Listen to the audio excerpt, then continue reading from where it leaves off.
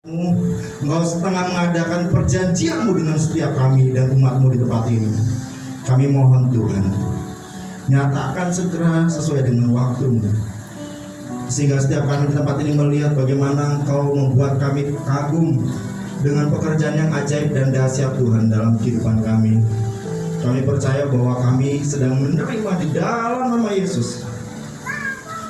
Terima kasih Tuhan. Berkati setiap sidang jemaat di tempat ini yang sudah datang Tuhan, merelakan hidupnya untuk mendengarkan kebenaran firman-Mu, mendengarkan perjanjian yang kembali Kau utarakan bagi setiap kami, hati demi hati Tuhan di tempat ini. Dari hati ke hati setiap jemaat Tuhan di tempat ini Kau jamah, Kau sentuh Tuhan, sehingga merasakan hadirat-Mu yang demikian dahsyat dan menjadikan kami pribadi yang dibaharui kembali Tuhan. Terima kasih Tuhan, terima kasih Yesus. Kami mau percayakan kehidupan kami Tuhan sebagai umat-Mu di tempat ini, membawa kehidupan kami sekali lagi Tuhan untuk ada di dalam jaminan keselamatan Tuhan. Terima kasih Tuhan, terima kasih Yesus. Puji dan biarlah kami punya telinga untuk mau menjadi pribadi yang mendengarkan kebenaran firman-Mu, sebagai pribadi yang tunduk akan kebenaran firman-Mu, dengar-dengaran akan kehendak-Mu Tuhan, dan hati sebagai seorang murid Tuhan untuk mengerti bagaimana kami melakukan apa yang menjadi kerinduan-Mu dalam kehidupan kami. Terima kasih Tuhan, terima kasih Yesus. Terpujilah nama-Mu di dalam nama Tuhan Yesus. Mari setiap kita yang siap mendengarkan kebenaran firman Tuhan dan mendapatkan berkat, sama-sama katakan amin.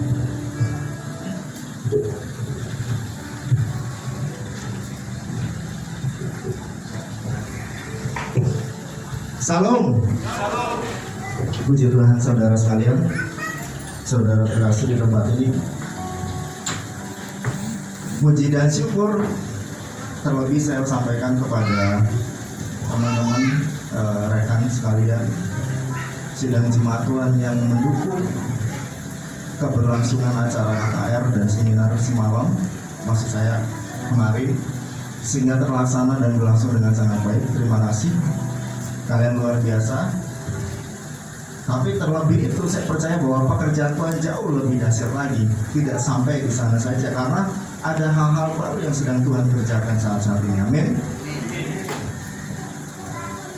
Saya coba untuk mengerti, saya coba untuk pahami sebetulnya maksud dan tujuan daripada keberadaan hamba-hamba Tuhan sebelumnya di tempat ini itu apa. Tentu kita akan berharap sangat banyak untuk mendengar, menerima apa yang menjadi kerinduan Tuhan dalam kehidupan setiap kita. Amos 3 ayat 7 menyatakan bahwa Allah tidak pernah menyatakan segala sesuatu pengajarannya tanpa melalui hamba-hambanya. Dan kita percaya bahwa hamba-hambanya sudah menyatakan kebenaran firman Tuhan, menyatakan kerinduan hati Tuhan dalam kehidupan setiap kita. Amin. Siapa yang sangat diberkati dengan kebenaran firman Tuhan yang disampaikan oleh hamba-hamba Tuhan sebelumnya? Puji Tuhan ya. Saya melihat ribuan orang di sini sedang mengangkat tangannya. Amin. Diberkati oleh kebenaran firman Tuhan. Luar biasa. Haleluya. Amin. Saudara sekalian, saya mau sampaikan bahwa kerinduan Tuhan tidak sampai di sana. Kebenaran Tuhan tidak sampai di sana. Karena ada hal-hal besar dan ajaib yang sedang Tuhan kerjakan dari kebenaran firman Tuhan sebelumnya. Kalau sebelumnya ayat yang sangat menjadi rema buat saya itu adalah Mazmur 73 ayat 21. Gitu. Pahit hati dan sakit pinggang, bukan artian encok ya. Pahit hati saudara. Saya pikir pemazmur waktu itu kok bisa merasakan pahit ya.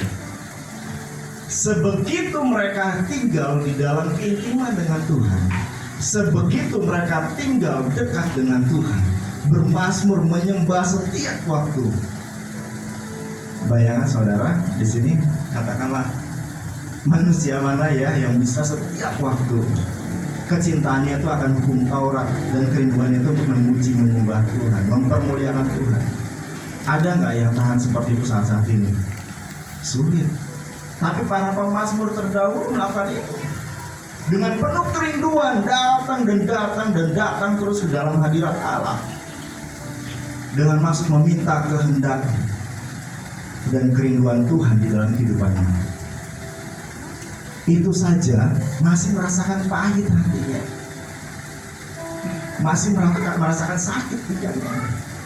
Tapi kita tidak melihat bagaimana proses itu dinyatakan oleh mereka, para pemazmur.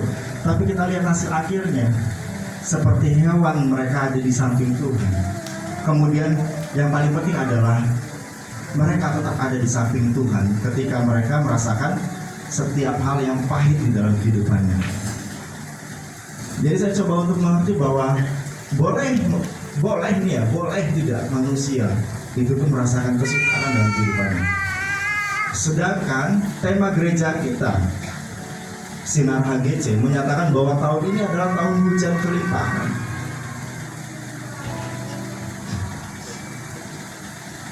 Dan buat saya pribadi, maksud dengan abundant of rain tidak selalu bicara tentang materi, tidak selalu bicara tentang berkat. Kalau Bapak Gembala kita pernah menyatakan bahwa berkat Tuhan dinyatakan dengan 3 cara. Waktu itu ada Barak, ada Eser, dan satu lagi apa? Ada yang masih ingat gak? Semalam barusan kita sharingkan di YouTube. Semalam disebutkan bahwa berkat Tuhan yang paling jelas yaitu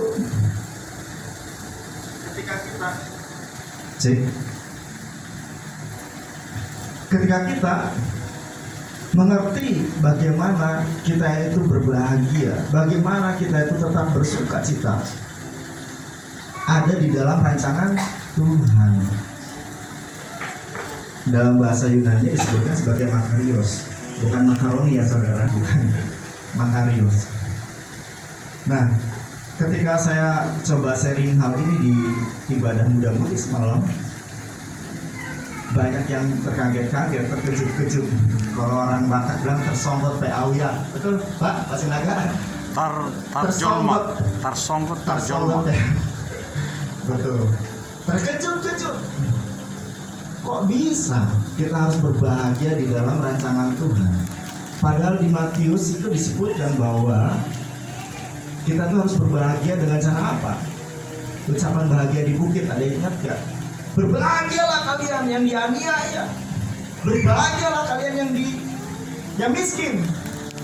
Berarti kita harus berbahagia. Pantas saja saya melihat banyak orang berbahagia di tempat ini, amin. Amin. Karena ukuran berkat tidak diukur dari apa yang dipandang oleh dunia. Ukuran berkat diukur atas apa yang menjadi kerelaan setiap kita di dalam mengikuti jalan-jalan Tuhan. Ukuran ketika kita mau sebutkan bahwa kita memiliki willingness to pay the price, kita memiliki kerelaan untuk membayar harga. Saya sempat sharingkan juga sama Om Ardia dan beberapa abang-abang di tempat ini. Saya sebutkan bahwa manusia itu merasa kurang dan terus kurang karena satu hal saja, ucapan syukur dan tuntutan di dalam kehidupan setiap kita demikian tinggi. Dasar firman Tuhannya kita sama-sama baca di 1 Petrus 2 ayatnya yang ke-9. Coba kita lihat bagaimana kita itu disebutkan di dalam Alkitab, saudara. Tetapi kamulah imamat yang rajani, bangsa yang terpilih. Multimedia bisa mohon ditampilkan 1 Petrus 2 ayat yang ke-9. Siapa status kita di dalam Tuhan? Apa status kita di dalam Tuhan? Bagaimana status kita di dalam Tuhan? Baca sama-sama dengan keras ya, bersama dengan saya. 1, 2, dan 3. Tetapi kamulah bangsa yang terpilih, imamat yang rajani, bangsa yang kudus, umat kepunyaan Allah sendiri, supaya kamu memberitakan perbuatan yang besar dari Dia yang telah memanggil kamu keluar dari kegelapan kepada terangnya yang ajaib. Amin. Haleluya. Saudara sekalian, Kita sadar dan kita tahu ayat ini. Ada nggak barang satu orang saja yang belum pernah dengar ayat ini? Ada nggak? Ya minimal semua dengar ya barusan ya, kita kan sama-sama baca.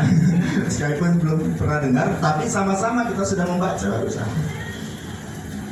Ya mungkin saudara pernah membaca, tapi lupa ayatnya di mana. Jadi saya coba ingatkan kembali, coba untuk reminder kembali. Saudara ketahui, Alkitab menyebutkan kita adalah imamat yang rajani, bangsa yang terpilih. Murid-murid menyebutkan bahwa kita adalah orang yang dilepaskan, diangkat, ditarik dari kegelapan kepada terangnya yang ajaib. Saudara sadari nggak bahwa itu adalah sebuah proses?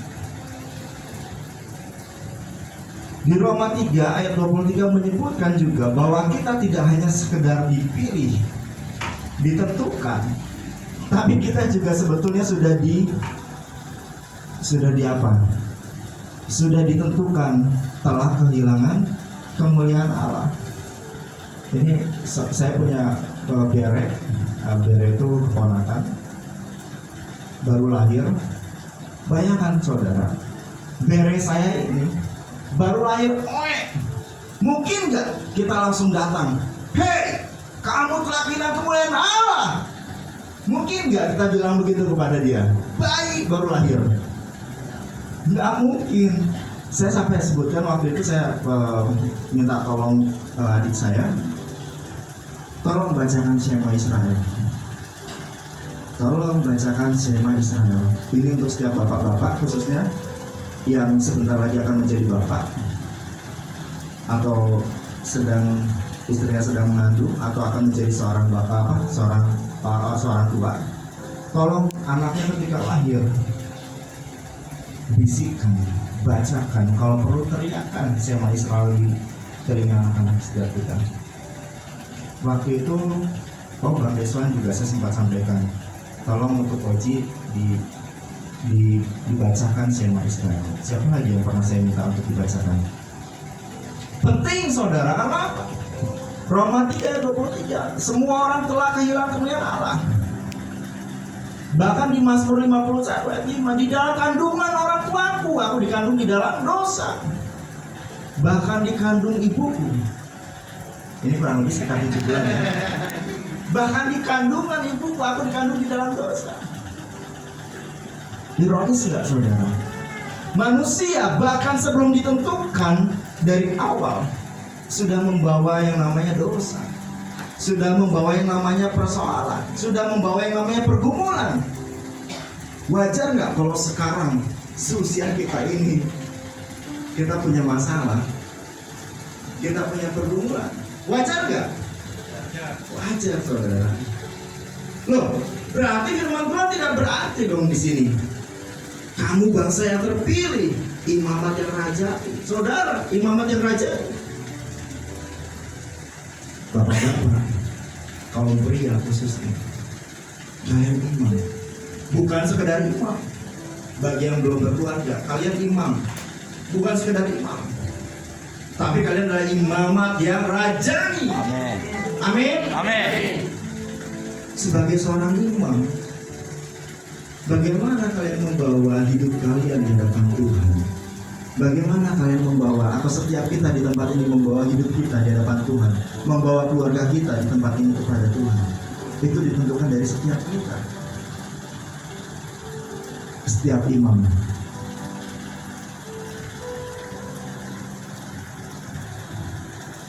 Kemudian semalam juga saya sebutkan di ibadah remaja, selaku anak-anak muda, saya sampaikan bahwa we are living by purpose and design. Kita hidup berdasarkan pilihan, berdasarkan tujuan. Ketika kita hidup, kita memilih. Ya, sekarang saya mau sampaikan. Siapa ya di sini ya? Coba mungkin Ya udahlah Bang Afen, kebetulan lewat Bang Afen. Bang Afen punya tujuan nggak? Tujuan hidup? Punya. Mau jadi apa? Presiden? Jangan dulu Bang. Sudah mepet waktu. Wali Kota Bandung. Pampres. Haleluya. Pampres. Mau jadi pampres. Ketika Bang Afen bilang mau jadi pampres, dia tahu dia tujuan untuk menjadi pampres itu harus melakukan apa. Ketika kita sudah punya tujuan, kita akan berjalan kepada tujuan kita itu sendiri. Pilihan. Bang Afen memilih untuk menjadi pampres. Kemudian dia akan secara pribadi membawa hidupnya ke tujuan hidupnya itu, ke cita-citanya itu. Pas pampres minimal pertama tinggi badan oke. Yang kedua punya paru-paru yang sehat. Dengan kata lain tidak merokok, tidak minum. Yang ketiga tidak punya tato. Dia akan berusaha sedapat mungkin menjaga hidupnya untuk mencapai tujuan kehidupannya. Karena apa? Dia punya penentuan. Saya menentukan hidup saya menjadi pas pampres. Untuk itu saya harus begini, begini, dan begini. Benar? Ada yang setuju nggak? Setuju. Amin. Amin. Dan kehidupan setiap kita, saudara, ditentukan di dalam Alkitab. Kamulah imamat yang rajani, bangsa yang terpilih, bangsa yang kudus. Yang paling penting adalah umat kepunyaan Allah. Menyambung dari ayat ini, kita kepunyaan Allah, saudara. Bang Helpi, serahkan harta bendamu. Ku jawab ya Tuhan, ku jawab ya Tuhan. Sedikit panas kenapa ya? Ku jawab ya. Amin. Amin. Bang coba serahkan rumahmu. Ku jawab ya Tuhan, ku jawab ya Tuhan, ku jawab ya.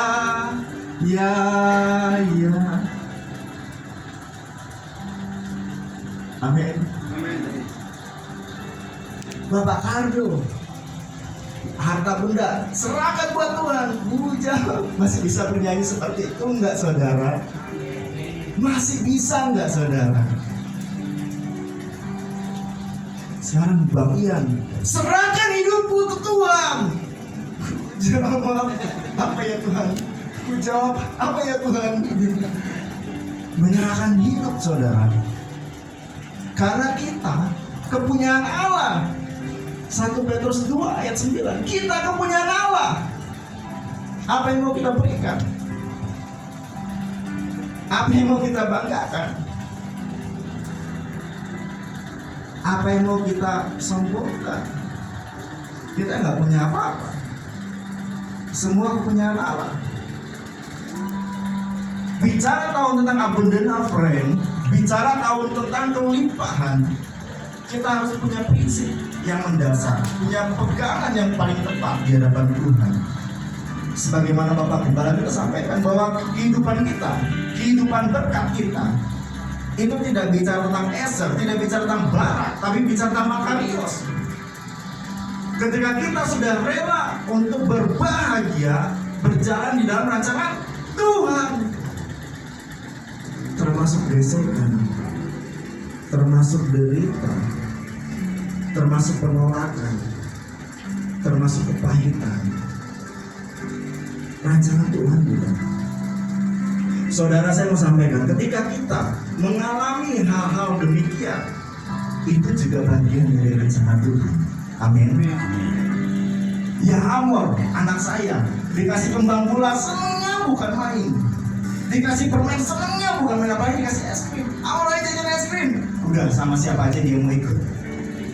Dia nggak kenal orang itu baik, nggak kenal orang itu jahat, nggak kenal orang itu bawa karung untuk bungkus, dia nggak kenal. Selama pokoknya ujung-ujungnya ada es krim, semua orang masih suka.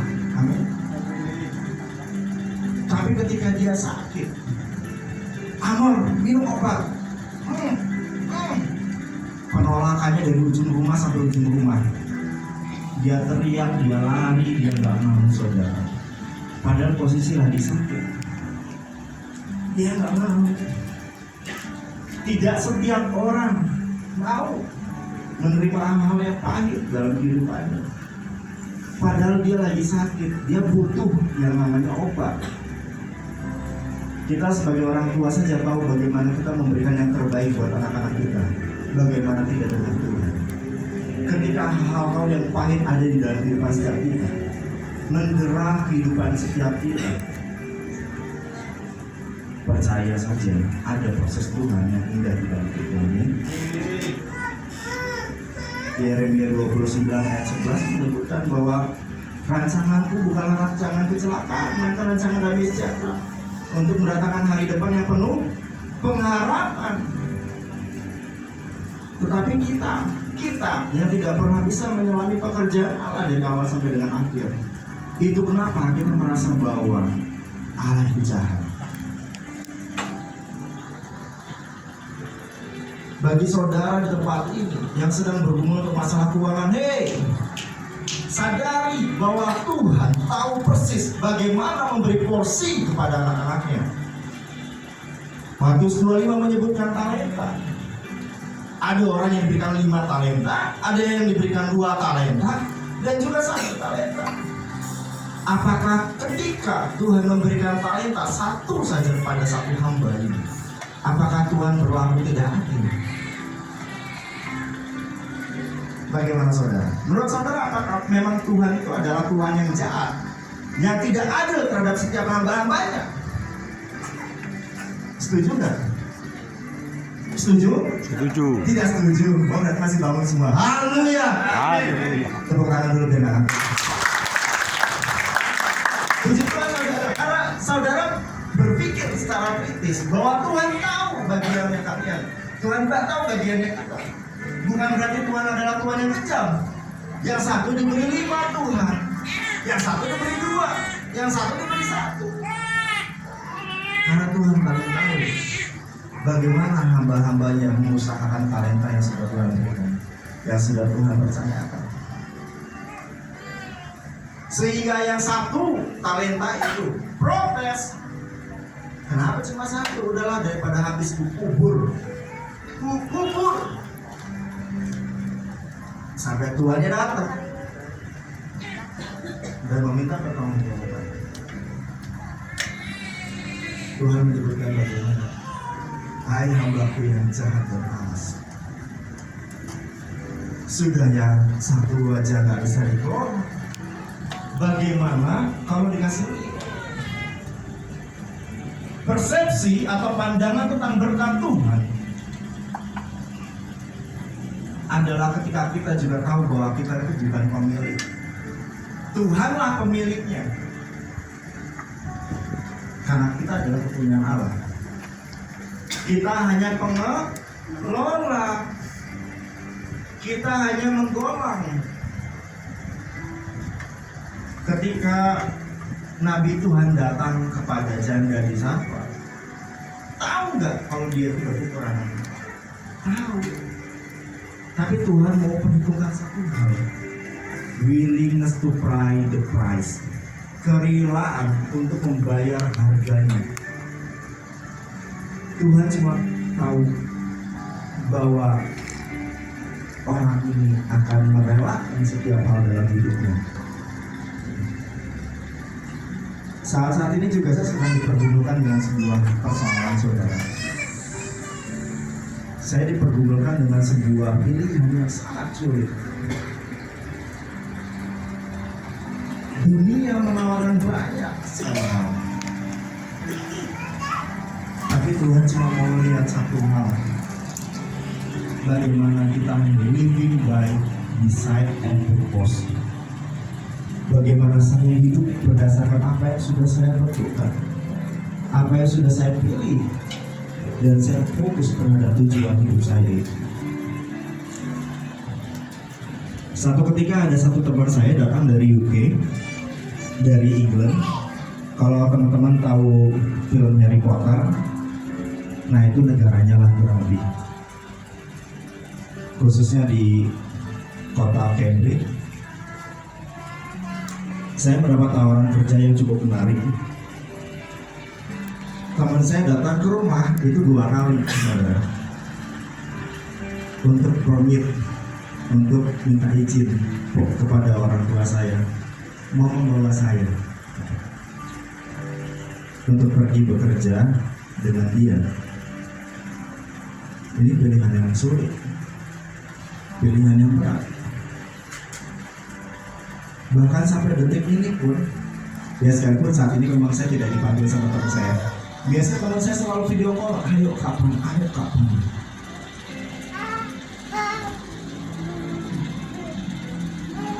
Saya pikir ya, saya sudah memutuskan hal yang tepat, yaitu pergi. Saya sudah memutuskan keputusan pilihan yang sudah paling tepat, ikut dengan dia dan bekerja. Kemudian di sana saya pikir saya bisa untuk membangun perintisan jemaat cabang dari HGC Galuso. Kemudian saya coba menginjil, saya coba menggunakan jiwa-jiwa, karena di sana semua orang sudah tidak kenal Tuhan. Semua orang sudah apatis, sudah dingin, sudah skeptis terhadap nama Yesus. Ironis, negara Eropa, negara pertama yang melakukan penginjilan atau misi penginjilan ke seluruh dunia, tapi saat ini mereka semua menjadi orang yang dingin, menjadi orang yang tidak peduli terhadap firman Tuhan. Saya pikir saya mengambil keputusan yang tepat. Tuhan, saya yakin, bahkan istri saya pun sangat mendukung. Wah, Tuhan pasti senang dengan keputusan Mas. Tuhan pasti senang dengan keputusan saya. Menggunakan jiwa dong. Saudara tahu nggak, kehidupan di UK bukan kehidupan yang kita. Detik demi detik, jam ke jam, itu semua senilai dengan uang. Tuntutan hidup juga tinggi. Tidak tadi saya cerita sama teman dia, 1 jam nggak kerja, 1 hari saya nggak makan. 3 jam saya nggak kerja, ya sehari semalam saya nggak makan. Nggak kerja 5 jam, sehari semalam saya nggak makan, sehari semalam saya ngeper di pinggir jalan. Itu tuntutannya. Ketika saya sudah mulai berpikir untuk membuat hidup saya nyaman, orientasi saya berubah. Amin. Saya akan berusaha cuma kerja 5 jam. Sudah dapat 5 jam, saya mau cari batinya. Sudah kerja 6 jam, 7 jam, saya mau cari untuk nabung. Orientasinya berubah, teman-teman. Saudaraku sekalian, ketika kita diperhadapkan dengan dunia dan kita terjebak di dalamnya, percayalah tidak ada jalan untuk pulang. Saya ditegur, saya diingatkan oleh kakak saya, oleh orang tua saya, bahkan oleh gembala senior sekalipun. Iblis saja memberikan dunia kepada Tuhan Yesus suatu pencobaan keadaan buruk. Kenapa enggak iblis memberikan saya hal-hal yang sebenarnya sifatnya sementara?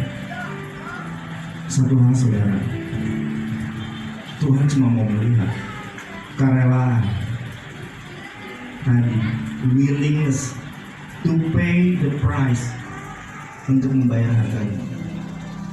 Satu-satunya cara untuk membiarkan kita rela cuma 2. Ini juga yang saya sharingkan juga kepada abang-abang kemarin dari Romania. Kita cuma perlu mati. Kalau kita sudah mati, kita nggak punya tuntutan. Pilihannya cuma 2, mati daging atau jasmani, atau mati secara fisik. Saudara punya seisi dunia, tapi kalau mati secara fisik itu nggak ada artinya. Mati secara fisik tahu ya, rest in peace, ada makam.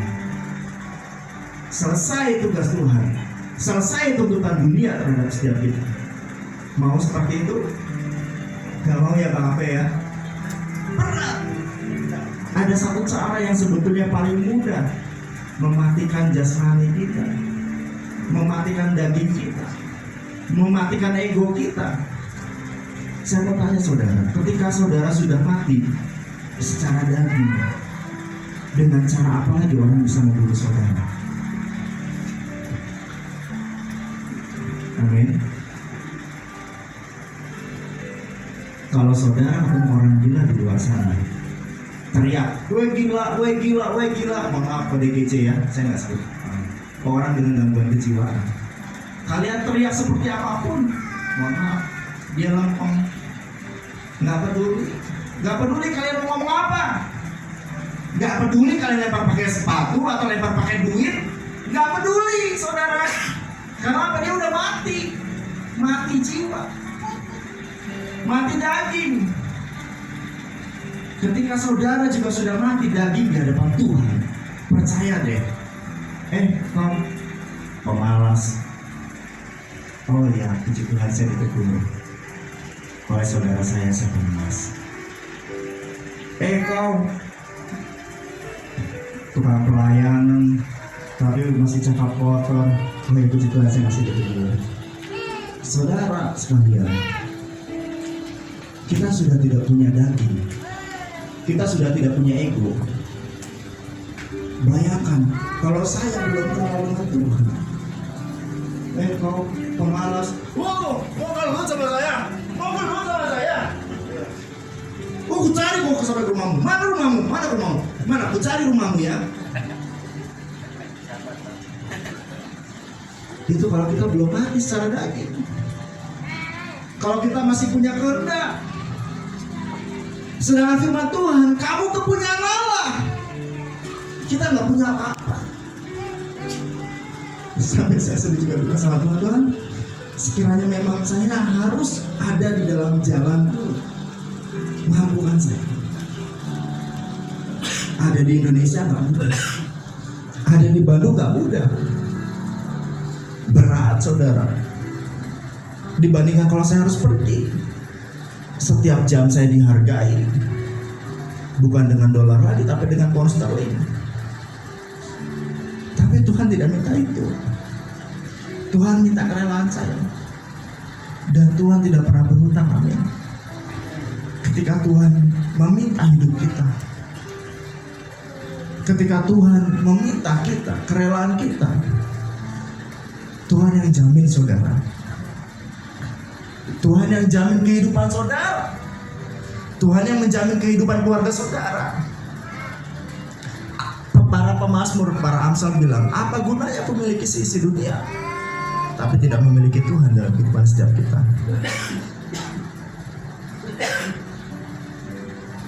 Tuhan mau gak menjawab doa kita? Tuhan mau gak mendengar cerita hati kita? Mau saudara. Tuhan mau mendengar doa kita. Tapi kita juga dituntut untuk menjadi jawaban atas setiap doa kita. Tuhan mau berkata